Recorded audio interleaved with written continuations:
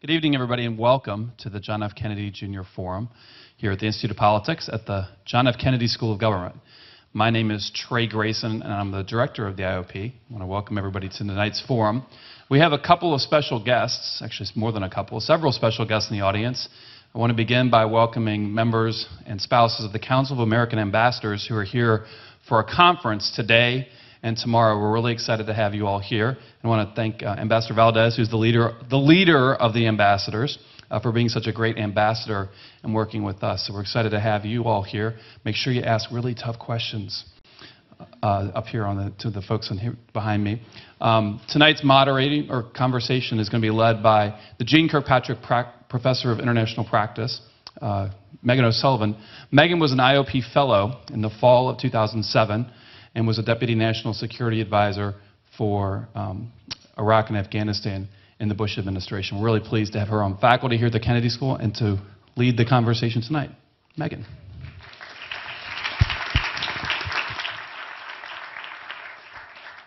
Thank you, Trey. And it is my pleasure to welcome you all here tonight. And it is also my great pleasure to introduce Richard Haas to this forum and to each of you. Richard is a man who defies easy categorization. That is, except for one. And that is, he is a world-class scholar practitioner, or practitioner-scholar. It's hard to know which one to put first, because you have done both with such distinction. On the scholar side, as you know, Richard is currently president of the Council on Foreign Relations, which is the country's largest membership organization, and it deals with matters of American foreign policy and debate writ large. In a previous scholarly iteration, Richard was a vice president at the Brookings Institution, where he headed up the foreign policy studies section. And if you go even further back into his CV, you will find that Richard had a healthy stint here at the Kennedy School, where he taught for many years on American foreign policy. So in all of these scholarly posts, Richard has been able to make many, many notable contributions, including editing or writing 12 books, 11 of which are on American foreign policy, and one is on management. He has also been a regular contributor to topics as broad as American intervention, Middle East policy, management, sanctions, and grand strategy in general. Now that's the scholar side. On the practitioner side, Richard's career has been equally impressive, with Richard claiming a hand in a lot of the decision-making and execution of some of our country's most critical decisions of the last couple of decades.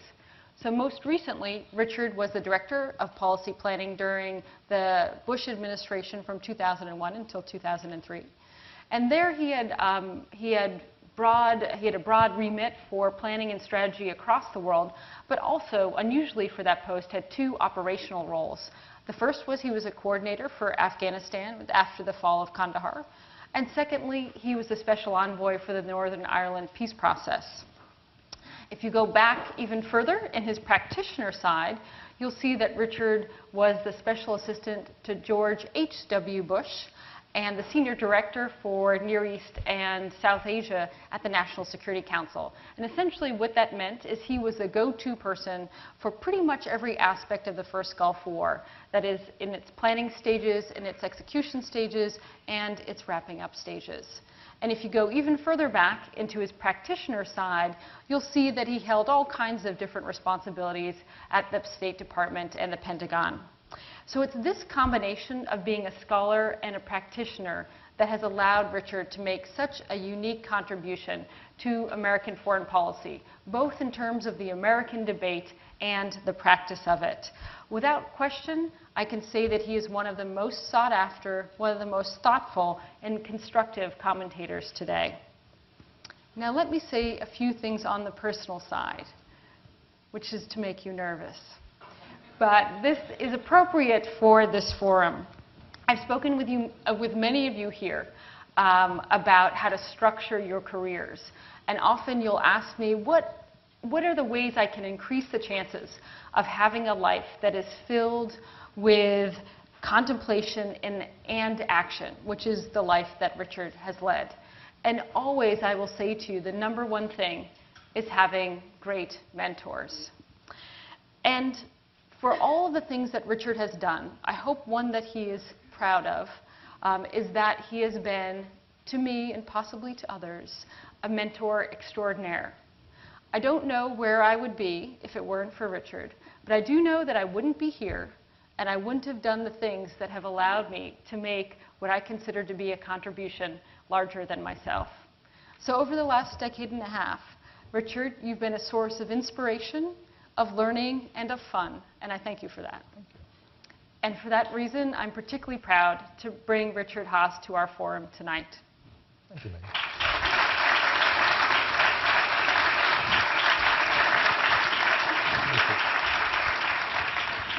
So now that I've softened you up, I get to ask some questions. And I'd like to start actually at 30,000 feet on the issue of grand strategy. You are someone who has spoken about American vulnerabilities and strength. You've spoken about the changing international atmosphere and how that should affect America's role in the world. In the last few years, you've put forward a couple of different possible grand strategies. I have on other occasions accused you of abandoning your old idea of integration in favor of a new idea, restoration. And I'm wondering if you could explain to this audience the difference between the two and why you have moved in favor of a grand strategy of restoration at this moment in time. I will do all that. But first, let me thank you for an extraordinarily generous introduction, and particularly the last part.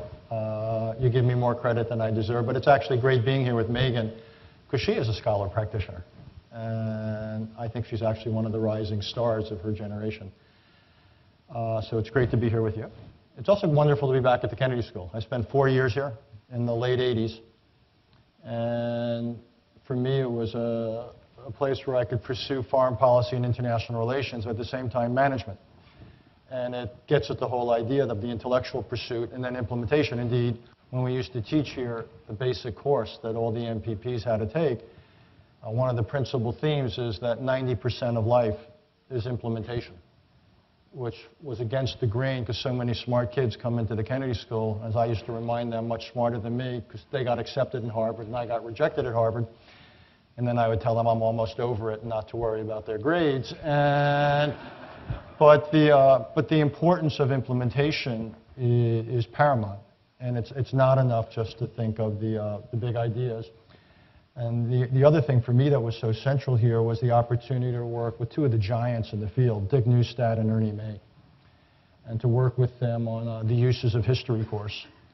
And for me, as someone who's gone in and out of government, I still think their book, Thinking in Time, is as valuable, if not more valuable, than any other book than anyone who is thinking of either going into government or then when you're on the outside about what sort of observations or analyses to offer. And I really think it's the Kennedy School and at its best in many ways.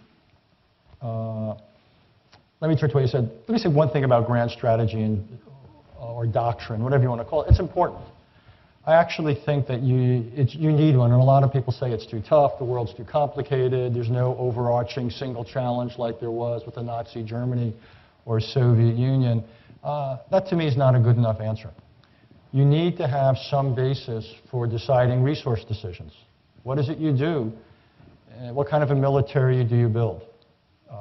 What sort of foreign aid policy do you carry out? What kind of intelligence do you build, put into place, whatever? Well, it's very hard to do those things if everything's ad hoc, if everything is tactical. What sort of messages do you send to the world, to friends, foes, and those in between? What sort of messages do you send to your own people? What do you prepare them for?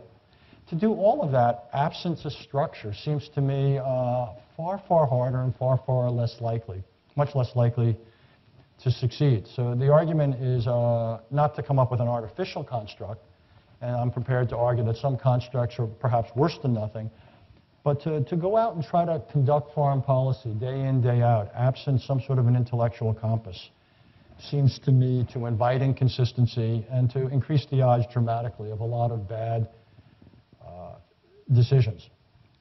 I have argued that the best concept for the United States in this era is integration. The idea that in a global world where the defining challenges of the era are essentially global challenges, the flows of stuff, people, viruses, dollars, nuclear materials, what have you, across state lines, tremendous velocity, tremendous volume. That those are the principal challenges of this era, and we can't manage these challenges on our own. No single entity can.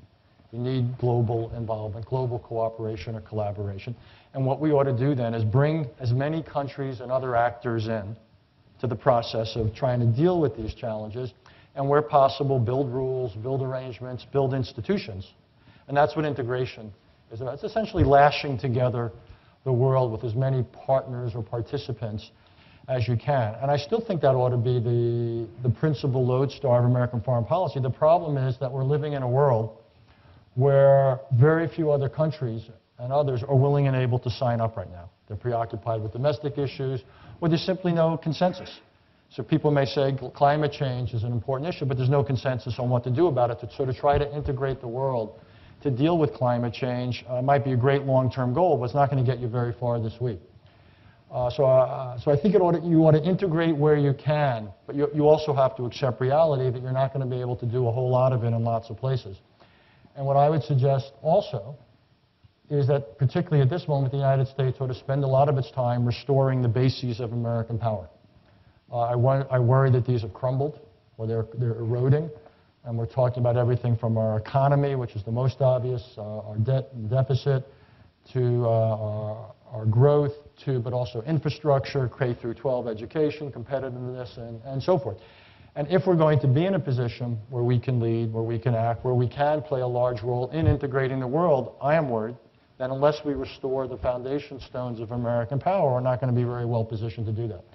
So while I continue to hold on to the idea of integration as kind of the medium to long-term aim, in the short term, we've got to restore the core elements of our power.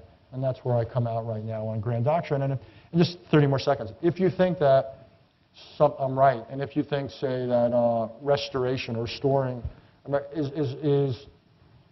ought to dominate American power, that has real consequences. That means you think twice or three times before, say, what you might call discretionary foreign policy, what I called in another setting, wars of choice. So it has any doctrine, any grand strategy you choose is only worthy of the name if it has consequences. Let me push you a little bit on this idea of restoration. Is it just a euphemism for isolationism? I'm glad you raised that, Professor O'Sullivan. It is not. It is not. And I didn't ask her to raise that, by the way. And even if I had, she wouldn't have. I've learned over the years that Megan rarely does what I ask. No, isolationism is the willful turning away from the world, even when real interests are at stake. Even when doing so means you are likely to pay an enormous price. Isolationism in the interwar period was in the face of a gathering storm that became the rise of fascism in Europe and Asia. And the United States willfully, essentially closed its eyes to a gathering threat, and the United States and the world paid an enormous price. For those who during the Cold War would have said, oh, the Soviet Union's no threat, it's a status quo power, we don't have to worry about all these things, if we hadn't, say, intervened in Korea in 1950, that would have had real consequences. So isolationism, to me, is when you make the conscious policy decision, it is, to use your words, a grand strategy, that even when real vital interests of the United States are at stake, we're going to turn the other way and not act on their behalf. I would say that's a real mistake. What I'm saying is not that. Where we have vital national interests, we should still go out and defend them. Even where we have interests sometimes that are less than vital, we may want to find ways of promoting them other than with military force. What I'm saying, though, is where we don't have vital interests at stake, we ought to really think twice or three times before committing force. And the reason I say this is some of the most expensive foreign policy undertakings of the modern era for the United States have been what? Vietnam, the second Iraq War, what the Afghan war has become. These are all wars of choice. And I am simply saying I don't believe wars of choice, and I think they're always questionable. But in this age, I would actually say they're a form of discretionary foreign policy that all things being equal, the United States should not undertake. I do not believe that is isolationism, but I do think we have to become much more selective and much more rigorous in what we do and how we do it. Well, you've taken us to this question of military intervention, and let's come down to 10,000 feet. and talk about Libya. A lot of people are heralding what has happened in Libya and the U.S. role as this new form of limited American intervention, that this is possibly a model for the future. Do you think that this, what we've seen in terms of America being there but not necessarily being out front, is going to be a model for future interventions, perhaps consistent with your concept? Well, one of the reasons people are saying it's a model is that, quote unquote, it succeeded. And I would simply say the jury's out on that.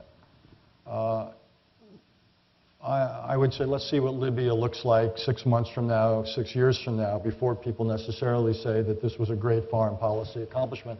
There's been a rush, if you will, to essentially applaud ourselves. And I would just hold back on that a while longer. Your question, though, raises a larger point, is whatever happens in Libya, ultimately, is it a model of global involvement on the part of the United States, so-called leading from behind? And I would say probably not. I can't think of too many situations where we're going to face sizable challenges abroad, where the United States can play a junior role and others are going to be willing and able to step up and play the senior role. If you look at, for example, at trends in defense spending in Europe, which are our principal partners in Libya, the general trends are reduced defense spending. And what money is being spent is not being spent very rationally. If you look at European defense budgets, there's no central authority that's saying, you in Britain spend your money here, and you in France spend your money here, and you in Germany spend your money here. So the whole is an intellectually rigorous whole. Instead, everybody spends it what they want, or what little they spend on what they want. And as a result, the whole is worth a lot less than the sum of its parts, all of which is a windy way of saying, I don't think we're going to have a lot of partners that are going to be able to do sizable things. So I don't think the Libya operation is anything of a model or a template. It was actually quite small, 6 million people, fairly open territory, limited goals, limited uses of force. What we asked of the partners was quite small. I just don't think this is going to be replicable around the world. I know that you're a person who thinks that consistency in foreign policy is, shall we say, overrated. So I imagine you're not particularly bothered that we're taking a different approach in Syria than we've taken in Libya. No.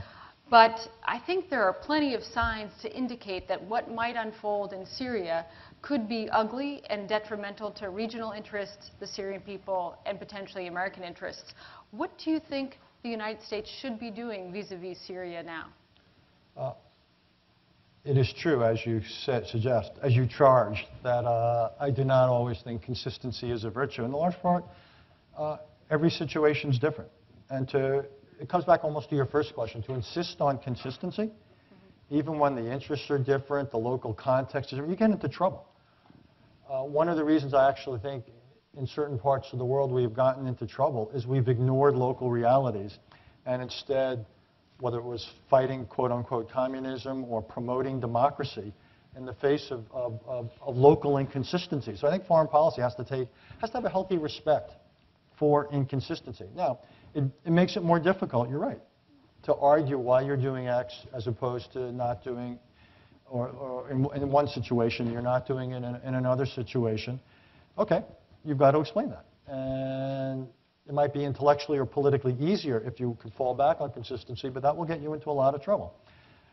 In the case of Syria, to intervene in ways, say that we intervened in Libya, would be militarily, shall we say, ambitious and then some. And it's not quite clear to me that it would necessarily succeed, given everything from the topography of Syria to the population density and distribution. You wouldn't have anything like the same partners from the Arab world or from Europe, and the question of successor outcomes would also be terribly problematic. So the answer to that is not that you do nothing, but again, you've got to tailor your policy. So even if you're consistent to some extent on goals, you have to be necessarily inconsistent on means. So I would say in Syria, the answer is not to look the other way. But it is to think about a policy that makes sense for that challenge. And I would think something you've written a lot about, sanctions, make a lot of sense. You've got to try to weaken the bases, probably, of Bashar al-Assad's power. which means, in particular, economic sanctions against his bases, which go beyond the Alawite minority, includes a lot of the Sunni economic guys. I do think, though, there's a very interesting policy question, and it came up the other day in a conversation I was having with some of the people who work with me. It's a very different policy if your goal is to get Bashar al-Assad out of power than it is if your goal in the first instance is to bring the quote-unquote democracy to Syria. Who would you target? What sorts of events would you try to set and train? So I think you've got to think hard about it. And in a lot of these cases, again, you've got to be sure. It comes almost back to Catholic just war doctrine. Before you intervene, and the word intervention shouldn't just be understood to mean with military force, but any form of intervention diplomatically, whether it's sanctions, words, military forces, what have you, you've got to be mindful of what sort of events you're likely to set in motion, how your intervention has changed things, and whether, however bad the status quo is or is likely to be if you don't intervene, you've got to be fairly confident that the alternative status quo you think you're likely to bring about will be preferable.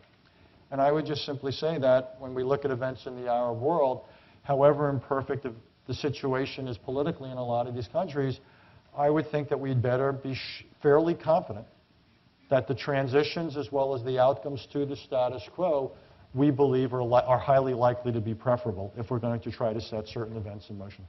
I would argue that you might even say, or not you, but one might even say, that you don't just have to do the analysis that the next regime is going to be better, but perhaps there's some element of responsibility for helping shape an environment in which the next government would be superior. And this is one thing I do worry a little bit about in Syria. Let's show everyone we can talk civilly about Iraq. We can, can't we? Yes. Of course we can. Of course we can.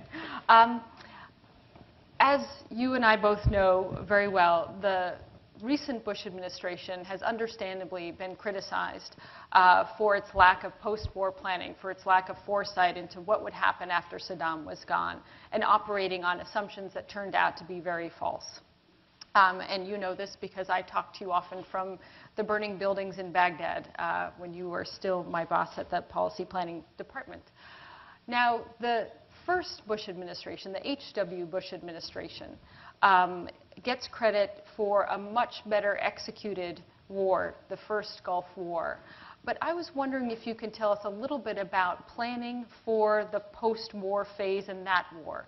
What were your expectations about what would happen after Saddam was forced out of Kuwait? And did those expectations meet the realities? I thought planning for the post-war, the first time around, so now we're looking at 1990-91. And the war, if you recall, ended the end of February 1991. You had 6-7 weeks of air war, 4 days or so of ground war. There was post-war planning done, and I was heavily involved in it at the interagency level. But the post-war planning that was done was heavily informed by an assumption. And one of the things I took away with that is the danger of assumptions. And the assumption that informed a lot of the post-war planning in 1990-91 was that Saddam Hussein would not be able to survive a humiliating defeat on the battlefield. That once he and Iraqi forces were forced out of Kuwait, that we thought it was highly unlikely that his own Sunni generals would essentially turn on him, and you would not have a revolution in Iraq, but you would have a regime change in Iraq where Sunni against generals, again, of some sort, security forces, what have you, would likely get rid of Saddam. So a lot of our thinking was based on that, turned out to be wrong. And one thing in a Kennedy School moment, one of the first things you always ought to say is check your assumptions. Doesn't mean necessarily check them at the door, but check them in the sense of expose them to incredible, rigorous questioning every step of the way. Because assumptions will drive analysis to a significant degree, and if the assumptions are loaded, your analysis is probably not going to be worth a whole lot. For all of my students who are here, I did not say talk about assumptions, but I'm sure you're all nodding. I can see some of it over there. And think about what happens if your assumptions prove wrong. Again, it gets back, I haven't had the luxury of sitting in on your class on that, but if you go back to some of the stuff, again, of Neustadt and May and others, yep. A lot of it says, ask yourself, what happens if a driving assumption proves to be incorrect? what sort of analytical or other consequences. And I don't think we did enough of that at that time. We also didn't foresee the twin rebellions coming up and so forth. We didn't foresee the enormous humanitarian contingency in the North that was responded to in a fairly ad hoc, effective but ad hoc way. Indeed, the entire planning for the post, if you go back to see if I get the numbers right, it was resolution, I think it was 687, the so-called mother of all resolutions, which was the resolution that was negotiated at the UN that would govern post-war Iraq. We were actually thinking at the time, that was probably a 6 months to 1 year.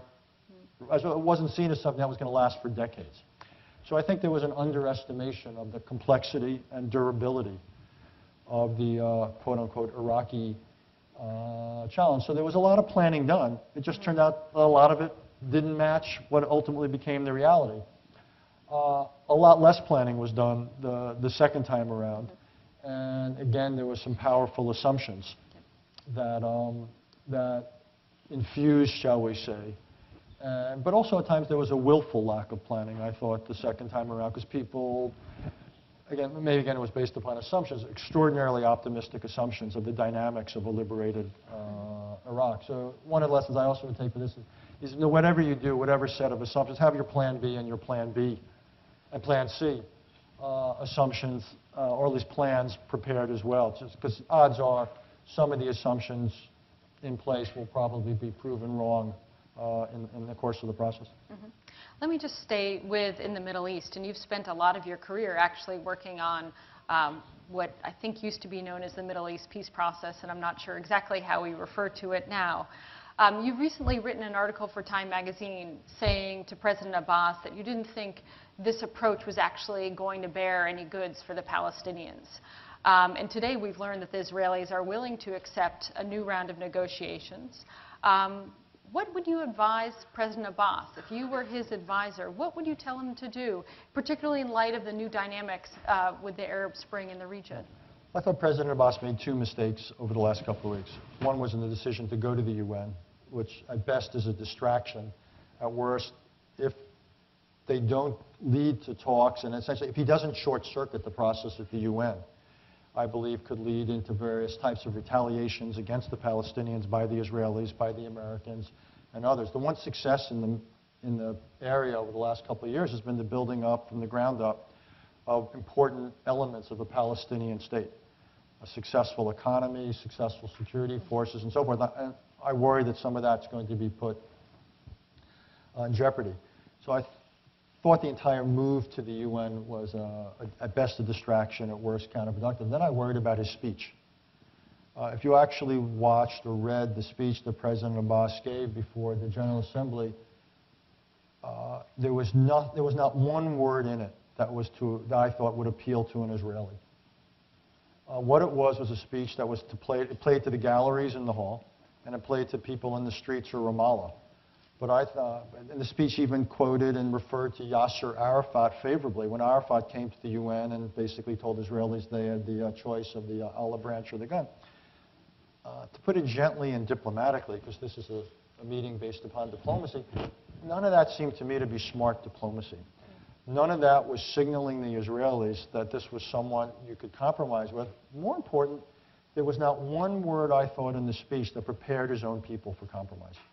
And part of what you do in negotiations is you've got to create a context in which you can do certain things down the road, even if you can't do them immediately. It seemed to me, if anything, he made it tougher. And it's one of the reasons that I think the so-called Arab Spring is going to make the process of moving towards peace in the Middle East, which we all know, God knows, is tough enough, it's made it tougher. Because it's raised the long-term involvement of Arab publics in the decision-making process, and these publics are going to be less willing to compromise towards Israel than, say, a Hosni Mubarak was, or King Hussein was in Jordan. So the days when Israel could make peace, if you will, coming back to your metaphor, 36,000 feet, those days are over. I think actually one of the lasting consequences of the awakening or upheavals in the Middle East, I don't much like the phrase Arab Spring, is that you're going to have much greater popular involvement. But that popular involvement will often be populist. And I actually think it will make it more difficult for Arab leaders to compromise towards Israel, which is, so what I would do if I were Mahmoud Abbas is I would cool it on the public rhetoric. I would, as quickly as possible, get back to negotiations, even though he doesn't like what the Israelis have done, because though the Israelis have said they'll go back to negotiations, it's without conditions. But if I were in his shoes, I would not demand all sorts of preconditions. Again, just as an aside, this is about diplomacy. Preconditions tend to be a bad idea. In my experience, too many people involved in the diplomatic business get focused on preconditions. And my mantra is worry less about where you go into a negotiation and more about where you come out. Don't worry so much about preconditions. Get into them. Create dynamics. Do things publicly that change the context. It seems to me the Palestinians are making exactly that mistake.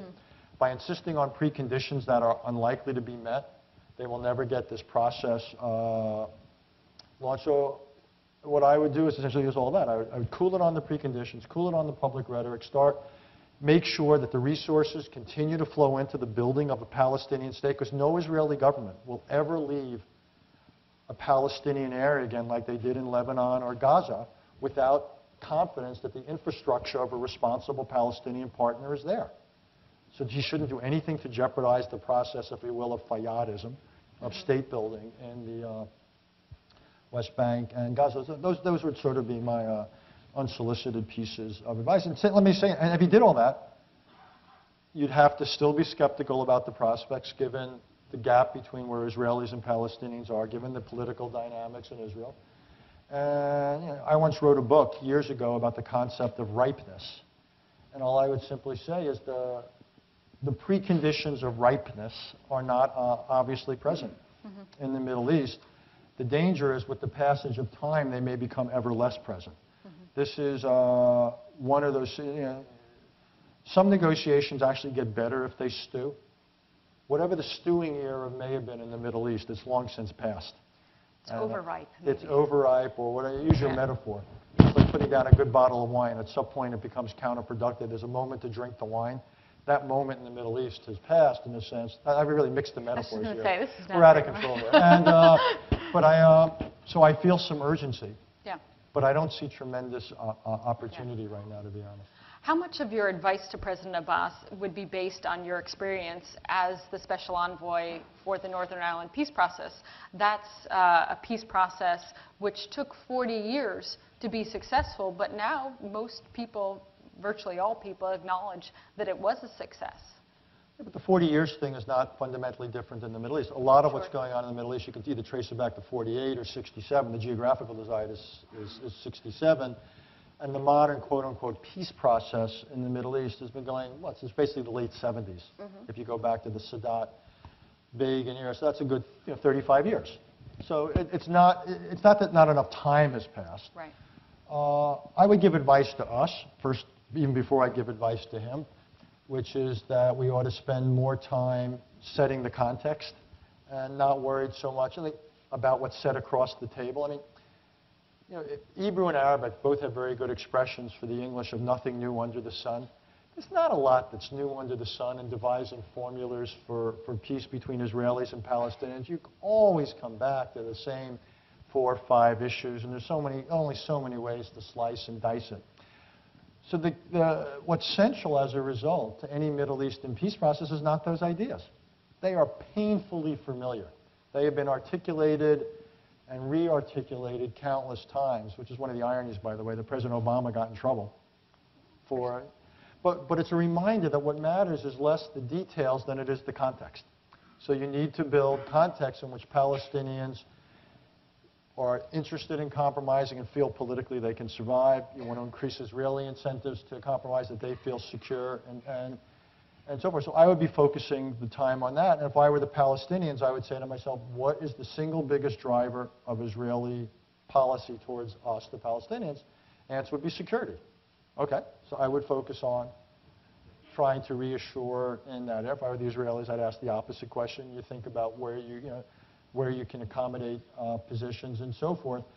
So I don't think it's hopeless, but I just think it's extraordinarily difficult.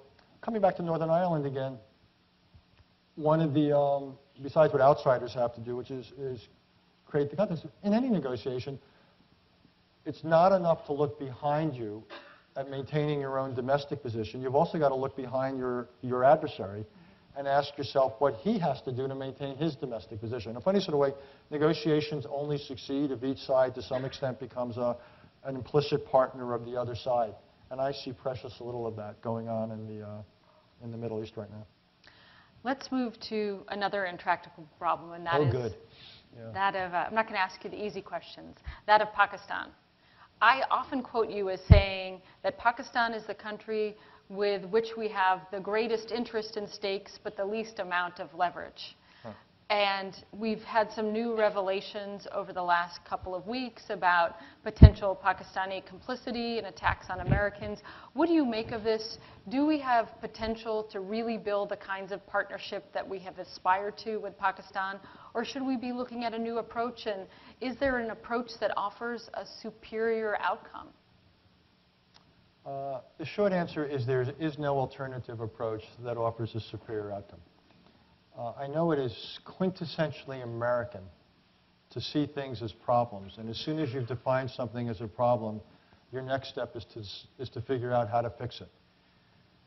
Maybe because I studied at Oxford, I also see some things not as problems, but as conditions. And conditions are not to be fixed, but conditions are to be lived with and managed as best you can.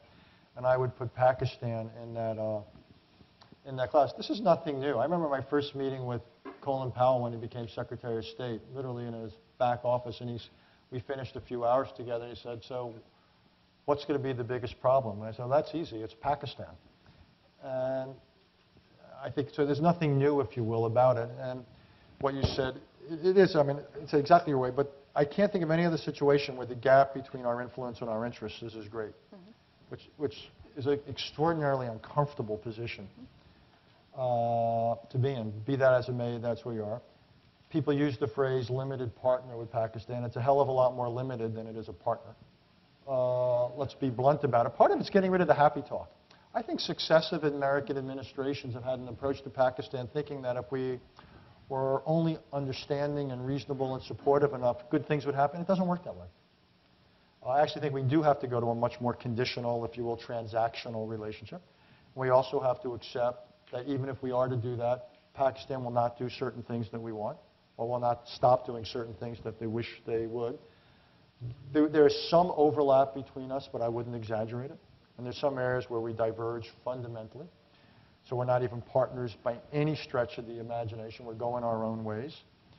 And I actually think as a result, we have to prepare to both act independently at times, like we did with the bin Laden raid. And there are going to be moments we're going to have to also do some contingency planning for outcomes in Pakistan that could really be awful in terms of terrorism, loss of command and control over nuclear weapons, and so forth. So I see this as on the...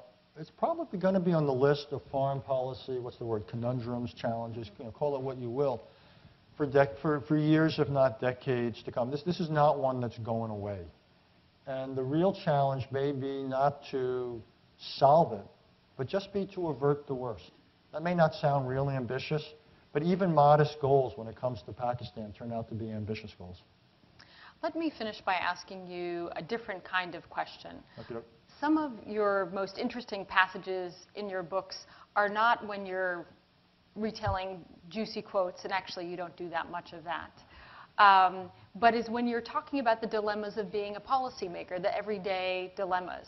And a lot of the students here, some of them have talked to me about they're not sure if they could work for an administration with which they don't agree with everything. And I understand that. But I'm wondering if you could maybe remark a little bit on that, because I know you struggled with that, and how people can accommodate that into a life of public and government service. Well, first off, you would better than plan to become a permanent student. You will never find an administration with whom you agree on everything. So let me answer in a couple of ways. One is when you're young, it shouldn't matter. I actually think for your younger graduates, when you join administrations early on, like I did at the Pentagon in the late 70s, very rarely are you making high policy. Very rarely. Let's be gentle about it. And what you really want to do at those stages is you want to learn.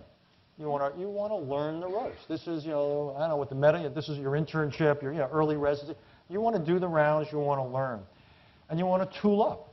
So you're ready for later on in your career that you hopefully get asked, and if you are asked, you're then ready to perform at higher levels. So I think early on, I always think it's irrelevant who you're working for. I don't care if you're a registered Republican, Democrat, Independent.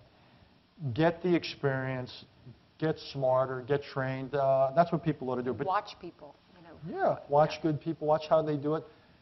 You'll realize that smarts is simply one of the ingredients of success, maybe not the most important. Read the memoirs, read stuff, but don't insist on the perfect job or on the administration that you always wanted. That seems to me, that's really, you want to get started. Now, when you're at more senior levels, yeah, the questions, because you're going to be sitting at the front table more, you are going to have to represent the administration in public.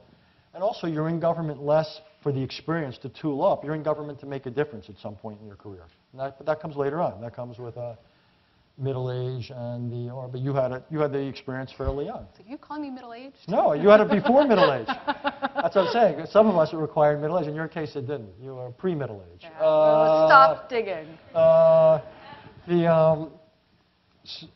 Look, you're never, as I said, you're never going to find you agree all the time. I had two criteria about when to pull the ripcord. Meaning to resign. To resign. One is when something is so big, so fundamental, that you simply can't look in the mirror in the morning and say, I'm a part of this. And I would simply say those issues, for better or worse, are few and far between. It's very rare that you get an issue of such principle, such black and whiteness, such enormity, that, for some people it may have been the Vietnam War. I remember a couple of people resigned over the Balkans. Cy Vance resigned over the Iran rescue mission. Quite honestly, I never understood why that was an issue that rose to that level. For other people, it was other issues. But I would just simply say that's rare. But that could happen. And by the way, this is different from the British idea that you take responsibility and resign. That's not that. We're not talking about British, like when people didn't see the Falklands War coming. We're not talking about resignation out of responsibility. We're talking about resignation out of tremendous discomfort, if you will. I just think that's rare. That may never even happen in your career.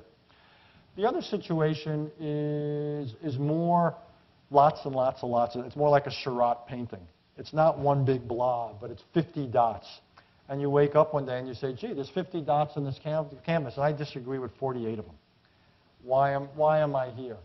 I'm either not getting my day in court, or I'm getting my day in court and the judge is ruling against me again and again and again. And I used to call them professional days, where I'd argue for X. I lost the argument if I had my day in court, or the decision went against me when I didn't have my day in court. But then I had to go out on television and defend the decision, or I got sent over to consult with the allies and others to sell the decision. You can do that for a while, and that comes with the turf. That's part of being professional. But at some point, you've got to ask yourself, are you comfortable? Is it worth it? Do you really think that you're making enough of a difference to justify the discomfort or anguish or frustration that comes from it? So I think it's something healthy you think about. I would just think that resignations on principle, whatever you think, are fairly rare. Most people go through their entire careers, and that never even comes up, much less do they decide to do it. And I don't think it's the sort of thing you do lightly, but it is the sort of thing. It should be in the back of your mind. You should always, how to put this? It's always useful to have an alternative. If for whatever set of reasons, whatever your requirements are for a job, whether it's to learn, and if you're not learning, you say, okay, well, why am I here? Or if you're in a situation where you feel that uncomfortable and you can't live with yourself or whatever, then okay, but it's all the stuff you've got to assess. I just think it's fairly rare. And also not to think about these jobs as lifetime professions, that these are moments in time and you're not sure when the end comes. That could be careers. I mean, lots of people in the foreign service, retired foreign service, so you could have military, you could have intelligence, you could have foreign service, and again, look, in baseball, by the way, this is they still play baseball I'm like, in some towns. We almost gotten through this. I come from a city that they still play baseball. I'm sorry for people here. But if I may use a baseball metaphor, just testing here. It's diplomacy, right? You get into the Hall of Fame if you succeed only 1 out of 3 times. You are considered one of the greatest people ever to suit up.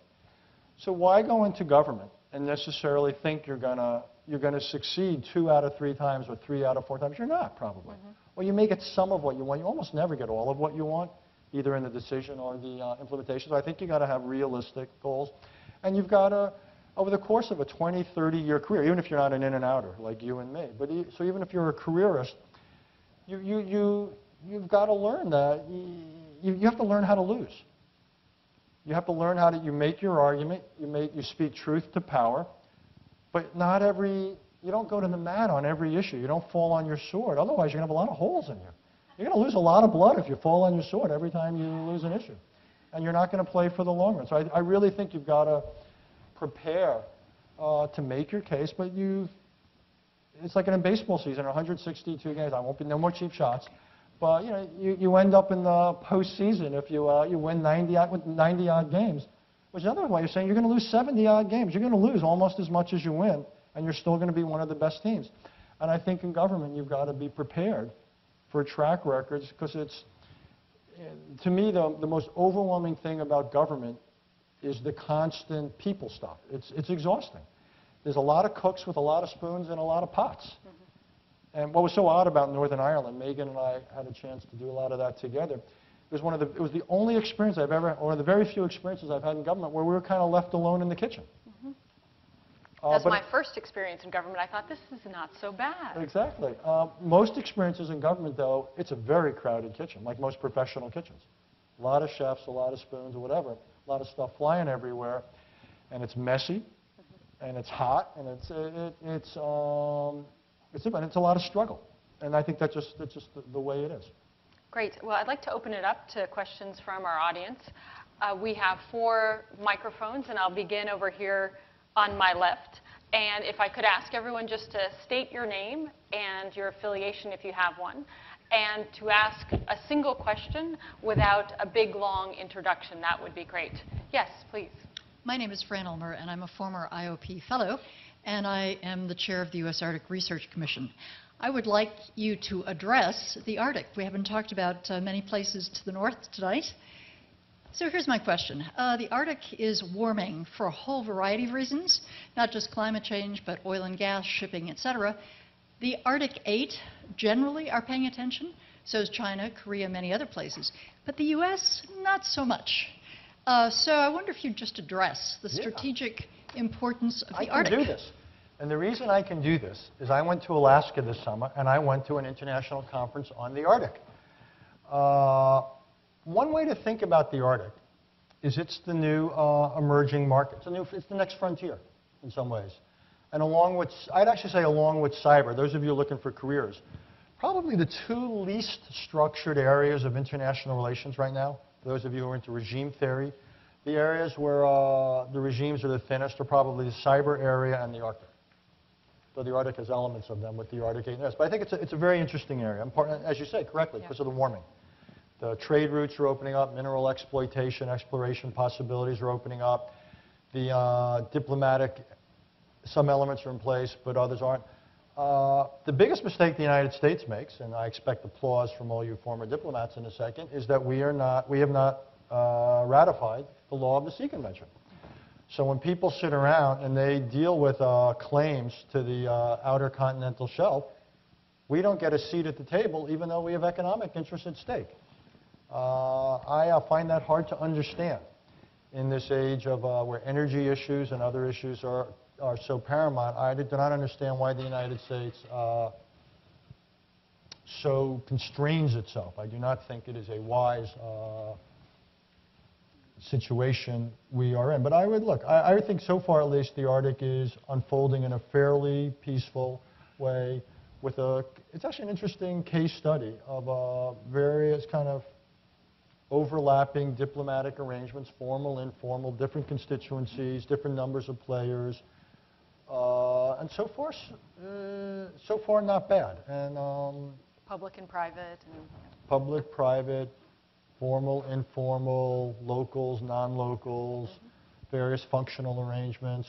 And there's still disputes, energy questions, territorial sea questions, fishing questions.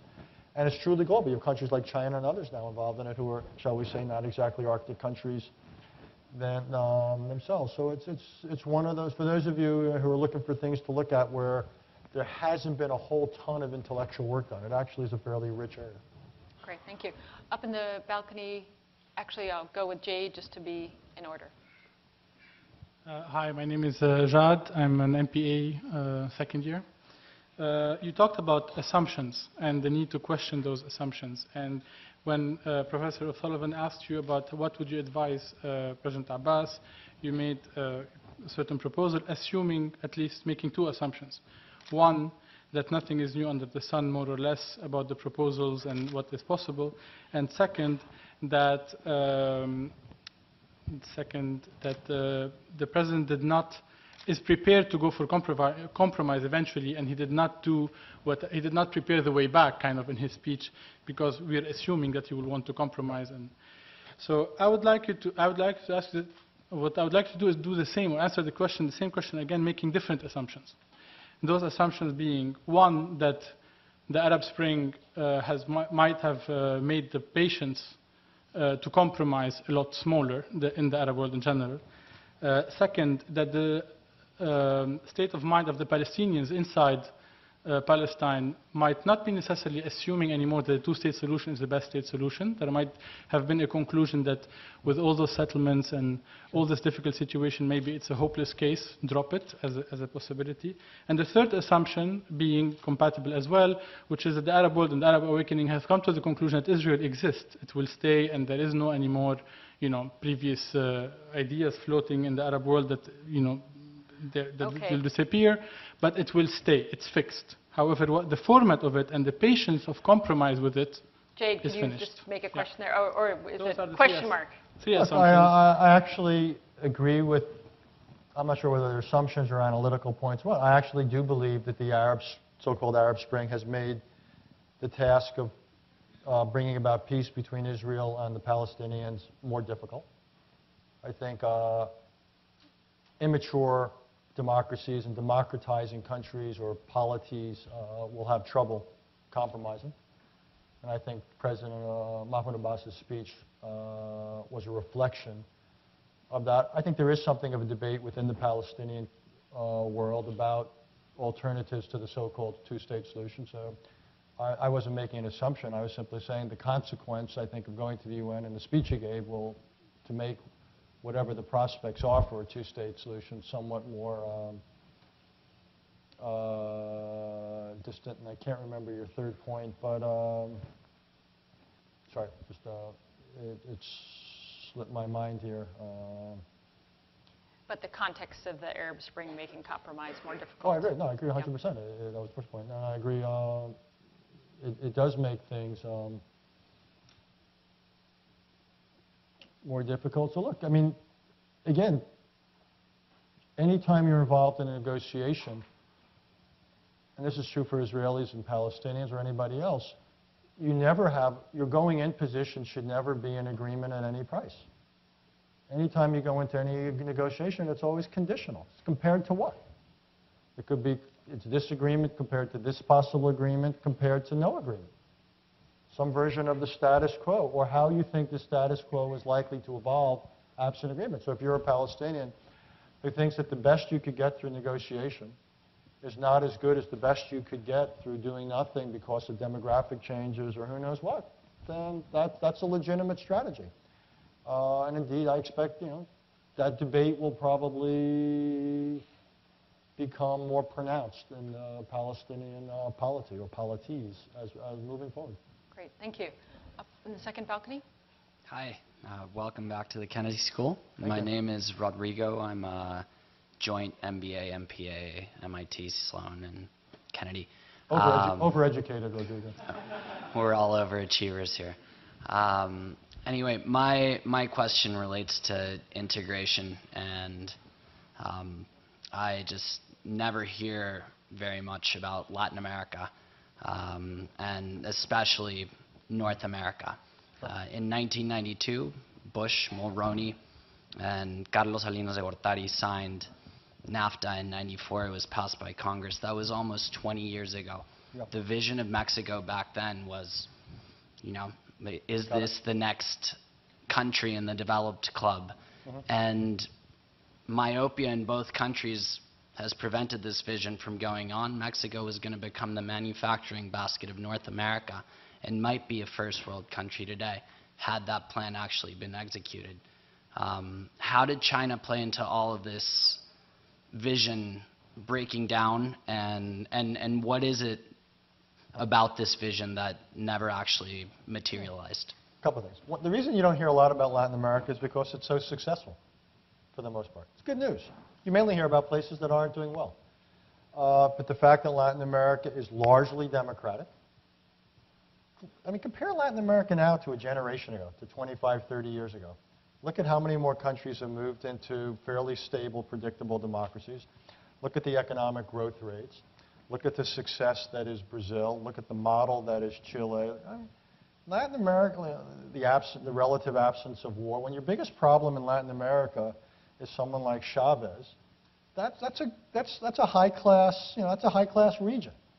I think Latin America's done extraordinarily well as a region. The reason it's not more integrated is because of domestic realities on both sides, some anti-Americanism, but also we have, one of the real failings, I think, of American foreign policy over the last few years is the absence of a dynamic trade policy. We have taken it off the shelf. It's hurt us in Latin America. It's hurt us in Asia tremendously. We have essentially taken ourselves out of one of the principal integrative tools, certainly at the regional, but also at the global level. And it's a trend. The Council of Foreign Relations just sponsored an independent task force led by Andy Card and Tom Daschle, which made, I think, a powerful and persuasive case that we ought to put our trade policy in gear.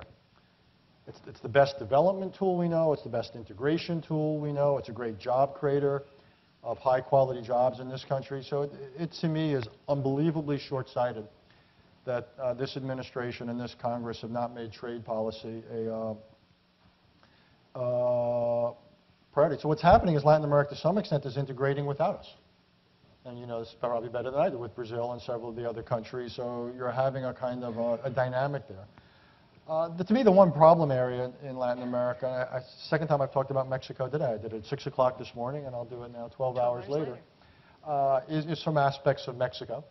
And some of the fact that the judicial and the law enforcement challenges are more than, in some cases, state authorities can handle, particularly in the northern parts of the country and so forth. So I worry about that. But by and large, I actually think Latin America is one of the, all things being equal, one of the positive stories in the world today. Thank you. Joel. Hi, my name's Joel Branald. I'm a graduate school here at Kennedy, and I'm one of Professor O'Sullivan's students. You started off your talk by saying that you're worried about nuclear proliferation. And in that vein, you avoid some of the challenges moving forward. And in that vein, is the administration waiting for a crisis moment to deal with Iran's nuclear challenge? Because from having a look at it, decisions made at times of crisis aren't always the most thought-through decisions. And if they're not looking to, how are they trying to, at the moment, if there's still decisions to prevent a nuclear weaponization of Iran, what are they doing to actually pursue that policy? Yeah, the policy of this administration and previous administrations on Iran has either been, Megan and I once did a book together called Honey and Vinegar, and there's been a bit of honey and vinegar involved in this. The honey, if you will, has been negotiations and the promise of desanctioning, and the vinegar has largely been sanctioning. And that's been the policy to try to discourage Iran from going down the road of giving itself the option to enrich material and build nuclear weapons. It has not succeeded for the most part. It may have slowed it in some places, but also through covert action like the Stuxnets and so forth. But essentially, if you were taking snapshots, Iran has moved closer. I still don't know what the Iranian goal is, whether it's to go all the way or to go 95% of the way there. And that way they may think they get most of the benefits of a nuclear option without incurring certain costs or risks. My hunch is all this is going to come to a head probably after the American presidential election, somewhere in the next 4 years, whether it's a second Obama term or the first term of whoever the Republican candidate is or what have you, this issue will probably come to the fore. That either the Israelis will say this is now reaching an intolerable point of the amount or level of enrichment, or the director of national intelligence, CIA, will come in and say, we now believe Iran is going to cross this threshold of capability. And if whatever chance we have of acting will disappear if we don't act now. And then you'll have to, it's a great Kennedy School case. What are the likely pros and cons, consequences? What do you gain, what do you lose if you act? What is it you gain or lose if you don't act? I think, though, at some point we shouldn't kid ourselves. We probably will have, if you will, something of a binary choice. And at some point you end into what is correctly known as a preventive military action. Or you end up with some kind of a management challenge of a near-nuclear or nuclear Iran. I would say each one is extremely costly. This is one of those, Yogi Berra, another baseball metaphor. He once said, Can't stay away. Sorry, I can't resist myself. I don't know why it is I come to Boston and I keep using baseball metaphors. I apologize. We're going to send you back to New York in a few minutes. Exactly. Well, the way we're going, we'll probably lose. It's good I won't have to be here next week eating humble pie. He once said, when you reach a fork in the road, take it. And as we're, not original. And I think we're getting, so up to now we've been taking it, but I do think at some point there's likely to be something of a binary choice, and a very unattractive choice. Because either one, again, I believe is an extraordinarily costly outcome, to either use military force against Iran or not to use military force. And I think it will be a far-reaching decision. It will be a war of choice decision. Doesn't mean it's bad. It'll be a war of choice decision because there are alternatives. But for the next, I think most likely for the next administration, again, whether it's second Obama or first something else, but somewhere over the next, 5, whatever, plus or minus years, I think this issue is likely to come to a head, and I think it will be quite fateful. Over here, please. Thank you very much for the great presentation. My name is Edward Glushenko. I'm a president of the Harvard Club of Ukraine. And I'm going to ask you a question about the Ukraine, obviously. I was recently in Warsaw, where during a meeting with Lech Walesa, former Polish president, I asked him about his vision for Polish-Ukrainian relations and the future role of Ukraine in the European Union. He was very optimistic, upbeat, and positive. Basically, he said close to, there is no Poland, without Ukraine, there is no European Union without Ukraine. Did he sound over-optimistic to you? And how do you see the future role of Ukraine in the European Union? A couple of years ago, the question of Ukraine's integration, if you will, in the European Union was high up on the agenda. And the reason it's not was in part because of the debates, for two reasons. One is the political debate within Ukraine, the lack of consensus. And the other is the rumor, when I last left New York, there was some problems going on in the Eurozone. And I'm sure they've all been resolved in the last 2 or 3 hours. And so the question at the moment of European enlargement and the rest is, shall we say, put off. So at the moment, and I'm not up to speed, I apologize, in the internal politics of Ukraine these days. It's been a couple of years since I focused on it. But my own sense, in any case, this is an issue that's been pushed off. Again, as much for European reasons as it is. I just don't.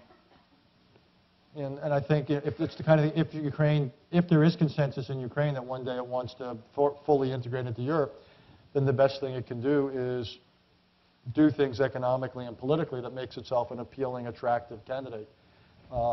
Given the size of the population, the size of the territory, the potential importance of Ukraine, I hope it does those things anyhow, whether it ultimately finds itself formally part of Europe or not. I think we have time for 2 more questions. Okay, I'll give shorter answers. I apologize. No, that's fine. Over here, please. My name is Kim McCarty. I'm a mid-career here at the Kennedy School, and I've been working for the National Democratic Institute for 15 years, the last 5 in southern Sudan. I'm wondering if you could comment on U.S. foreign policy towards Sudan and the element of national security that plays into it. I actually think Sudan's been one of the more interesting cases of how. Let me take a step back. When I used to teach here, and I used to teach foreign policy, I used to, if I only had one word to describe it, I would say foreign policy is hard. Sudan is a really hard case. It was hard case in the specifics, what to do about the North-South crisis, what to do about Darfur, and then what made it kind of difficult on steroids was the fact that you're both going on, and that when you had an agreement on the North-South, it limited what you could do to leverage or pressure on Darfur because you didn't want to upset. So I just think it's been, and if there were moments for action, they kind of went. Anyhow, we now have number 193, if you will, Southern Sudan. You would know better than I its long-term viability. I'm actually pleasantly surprised things have gotten to this point. If you had asked me a few years ago, would I have thought the vote would have happened? Would I have thought that then would have been peaceful separation and all that? I would have said possible, but unlikely. I was wrong. I never thought it would get this far. So the fact that it has reached this point of what sort of apparent peaceful dissolution, to me, is unexpected good news. I'm not enough of an expert, and you would know more than I would about the long-term prospects, the viability and sustainability and stability of this, and whether, even if people have agreed to it in the formal sense, whether there's going to be some burrowing and the rest underneath the surface to undo some of it.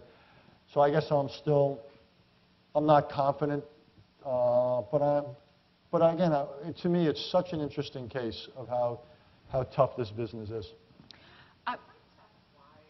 Isn't more attention paid to it? I mean, given there's humanitarian, do you know why there isn't? Sorry, Megan, I didn't mean to jump in, but I'm just very curious as to why we keep hearing about Egypt, Syria, Libya, and there's a humanitarian crisis unfolding. 200,000 people are being displaced. More genocide is happening. What's going on that we aren't? It's not in the news. Yeah, I mean, I think it has gotten a lot of attention, particularly from church groups. I think we're probably more involved in Sudan than anything. Than any other group. There's the energy perspective, which is comparatively new. But look, by and large, it's hard for me to admit, foreign policy doesn't get that much attention to begin with. Previous question about Latin America. I mean, this is not a moment where most Americans get up and issue number 1, 2, 3, and 4 is jobs and other stuff. We don't have vital national interests in places like Sudan. I think a lot of these places raise, because issues humanitarian or whatever. They're not vital. It doesn't mean we don't have interest. Doesn't mean we shouldn't do things, but they are not vital. And I think that further reduces the propensity to pay attention or to do these. American involvement in Africa has always been, whether it was the Cold War, since it was never a principal arena like Latin America of American foreign policy. So for any number of reasons, it ain't on page one. The media is not there. A lot of it is also. You look at where people have bureaus, they don't have bureaus in a lot of these places anymore. The mainstream media doesn't cover these things. You look at the nightly news, you look at the morning television shows, the amount of attention and coverage of these issues is minuscule. So there's nothing unique, if you will, about the Sudan in that it's just worse than some other places. I'm going to take 2 questions here and then Jessica together, and then let you answer both or one. Okay, I'll answer the one that's easier. Yeah. Good evening, George King with Alcoa, currently studying at the Advanced Management Program here. Our industry has seen the emergence of state-sponsored entities, particularly competing in development projects in emerging markets. And those entities are not bound by the same ethical standards as we are. What's a state? Can you give me an example of a state-sponsored entity? For example, Chalco or Chinalco, so in our industry. What can be done to get these companies to compete by the same standards? And Jessica, take your question. Sure. Hi, I'm Jessica Harrison. I'm a dual business school, Kennedy School student. And my question is, as the foreign policy landscape... How long does that take, by the way? Does that take an extra year? 3 years, a year and a half at each school. Oh, okay. Not bad. Not bad. There's a couple of us. So my question is, as the foreign policy landscape is evolving, do you think that the next generation of foreign policy leaders will need to possess distinct skills or characteristics from the preceding generations? And if there are distinct skills that they'll need to have to combat future challenges, what are they? And if there aren't different skills, what are the enduring sort of skills or characteristics that they'll need to possess to be effective? Can I ask you to choose between the 2 of those? I'll give you very short on both. On the first, I think what you've highlighted it goes way beyond those kind of entities. I actually think we're at a moment of international relations where a lot of our thinking about it, a lot of the arrangements, a lot of the rules are state-oriented. And I just simply think that that's lagging behind the reality. I wrote an article for Foreign Affairs about a year or two ago about what I called the age of non-polarity. And the whole idea is you now have hundreds and hundreds and hundreds of centers of power and decision-making around the world, and less than 200 are states. So whether it's large corporations or Al-Qaeda or NGOs or foundations, what brought it all to mind is I had this meeting one day at the UN where the Secretary General asked if we would help them come up with a way to deal with global health problems. And I looked around the table, and there were very few people representing states. You had people representing the pharmaceutical industry, the Gates Foundation, and so forth. And I realized that the way we think about a lot of international relations, a lot of the rules are out of date. And the question is, how do you create, to come back to integration, how do you integrate these entities in? How do you give them incentives to do certain kinds of behaviors? How do you build disincentives? I'd simply say, again, a rich intellectual area where the thought and the study is way behind the reality. There's a tremendous lag going on there. And our whole traditional approach of going through the state is inadequate. And we're going to have to think of much more direct regulation. And I just don't think we're there yet. But that's the future. That really is, I think, one of the big things of the next era of international relations. One of the reasons it's going to be so complex. The last question, look, I can give you tons of answers about you, but I'm so old-fashioned. And see, I'd still say I want you to know, I guess two things. One is I want people to know history. And so I'm always happy to, Megan was one of the two best young people I had who I hired. The other was a history major from Harvard, who also went to serve with you in Iraq. So and then at the NSC. And at the NSC. So I was a student of Ernie Mays here. So I'm a great believer in history as a background. I also think there's a tremendous, come back to something I mentioned before, to know stuff locally. We get into a lot of trouble when we don't understand local realities, which might mean culture, it might mean religion, it might mean whatever. I think in places like Afghanistan, Iraq, and all that, we pay a price for not understanding local realities. Expertise counts. And so I would want people, to have the local expertise. I would, on top of whatever historical kind of perspective. But I don't think there's anything special that's newfangled. I don't think that what makes you a good analyst or a good practitioner now is fundamentally different than it would have been 10 or 20 or 50 years ago. Some of the realities have changed, some of the technology or instruments have changed, but I still think what constitutes rigorous analysis, good judgment, effective implementation, those things are pretty much the same. So I don't think the preparation needs to change fundamentally. I worry simply about the lack of it. This place is great. You've all self-selected to come here, which means that you think about these issues. You're smart enough to get here. I worry that increasingly we're producing a society where people aren't thinking about the world, don't have the knowledge, don't have the skills to compete, all at a time when the world is more important to us than ever. So I worry about this disconnect between the prominence of globalization in our future and increasingly our declining skill set and knowledge set to deal with it. So we're graduating, to the extent we graduate kids from high school and colleges, they're not emerging with the kind of basic knowledge of the world that they're going to need either to act in it effectively or simply to be a citizen or a parent, to make judgments about it, to be a voter. So I worry that we are failing as a society to prepare ourselves for a 21st century in which global involvement is more important than ever. And we're not meeting the challenge, which is, I think we will pay an enormous price for it if we don't correct that. Before we close, I want to ask if Ambassador Valdez would like to make a closing comment on behalf of the Council of American Ambassadors. Thank you very much. Sure. Thank you, Professor Solomon. Thank you, Dr. Haas, for an excellent conversation, excellent program. And you covered a lot of ground, and obviously a lot of interest among the audience and all of us. I would just like to say that the Council of American Ambassadors is very pleased to have co-sponsored this event tonight with the Institute of Politics, as well as our conference tomorrow morning in Bell Hall on the Arab Spring. And we hope that the students present may be able to join us tomorrow for part or all of the conference And as I say, it begins at 9 a.m. and extends till 1 p.m. tomorrow. We have 30 former U.S. ambassadors who are members of our council here who will be participating in tomorrow's conference. And tomorrow afternoon, several of us are meeting with a group of students who are interested in careers in diplomacy and international affairs.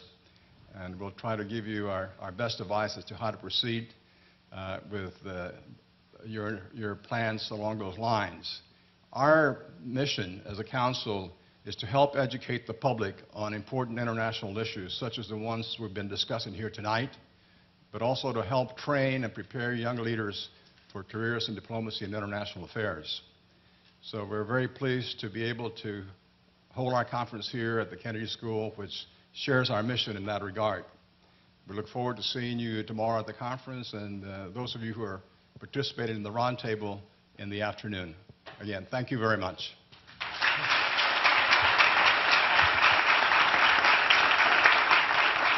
And Richard, let me just add my thanks to that of Ambassador Valdez for taking us through so many issues and being able to benefit from your expertise and your insight. So thanks for making the trip. Thank you all. I know you have a plane to catch, and we'll let you go back to the 30, Yankee land. back to 30,000 exactly. feet. Yes. Thank you again. Yeah. Okay.